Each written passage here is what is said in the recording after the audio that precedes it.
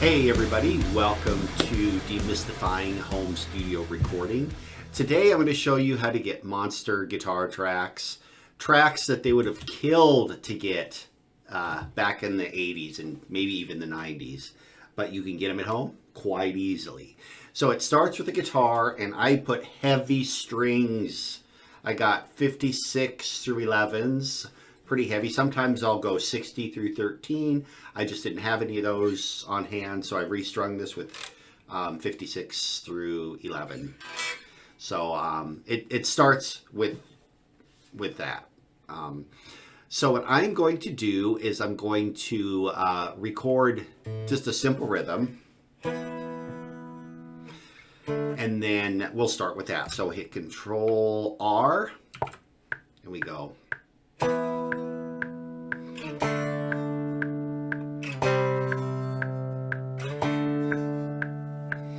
Okay, we do that. Now what I would do is I would take this track and I would duplicate it. And then I would grab another guitar and I would repeat that exact same process on a different guitar. Okay, and then what I would do is I would duplicate that track, delete this audio, and now I'm going to do that same chord progression with an inversion. I turn off record on my previous tracks. There we go. So now I'll go.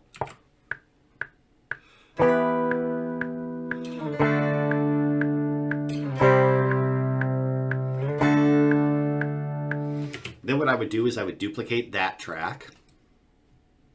Duplicate that. And then I would play that again with a different guitar. I'm not going to do that today, but that's what I would do. Then I would duplicate that track. Okay. And then I would play that one more time with another inversion on the lower strings on the lowest. So I'll do it down here like that. And that will sound something like this.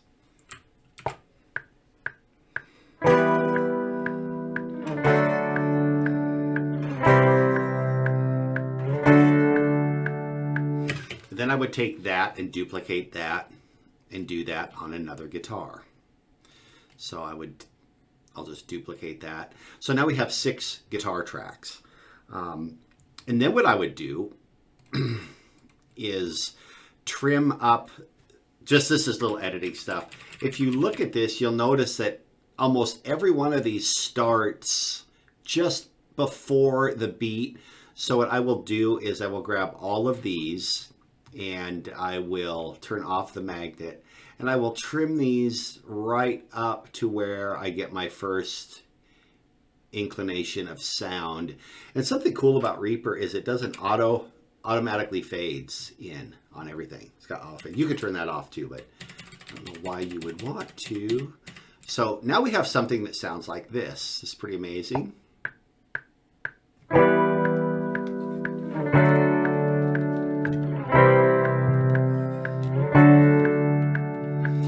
Now what I would do is I would go in and turn on all the effects. So I've had all the effects off, so I will turn them all back on like this.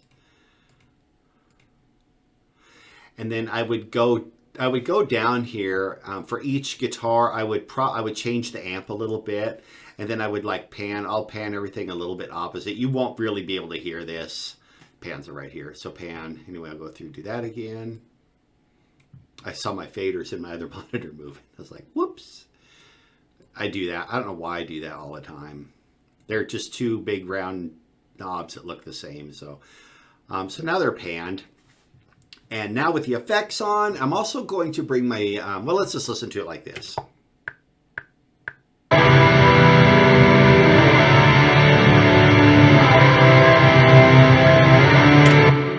Talk about goosebumps. Whew! Man, that sounds good. Put a little drum beat to it. Okay.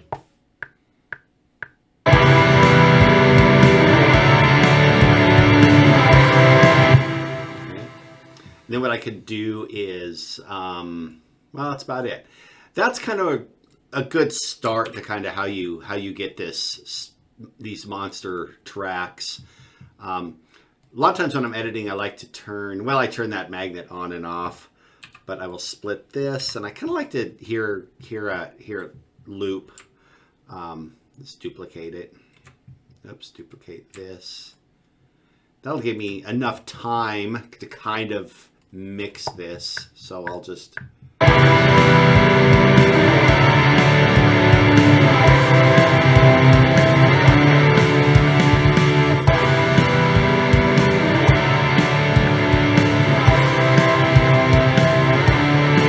What I should have done is well, I guess I couldn't.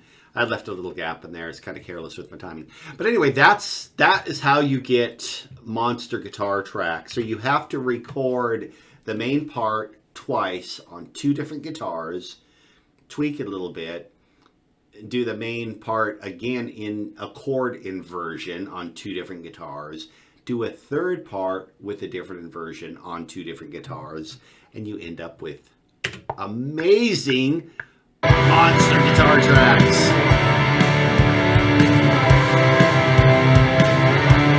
And if you listen to the Heaven Fell album, I did this all over the place.